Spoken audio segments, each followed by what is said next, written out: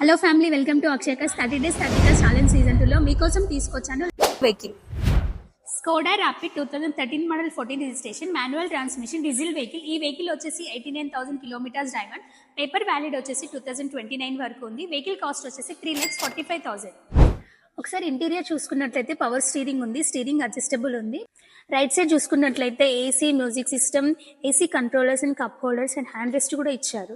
Rate seating చూసుకుంటే చాలా spacious and comfortable గా ఉంది. అండ్ హెడ్ రెస్ట్ కూడా ఇచ్చారు. బూట్ స్పేస్ వచ్చేసి 460 లీటర్స్ ఉంది. అండ్ మనకి బ్యాక్ సైడ్ వచ్చేసి పార్కింగ్ సెన్సార్స్ కూడా ఇచ్చారు.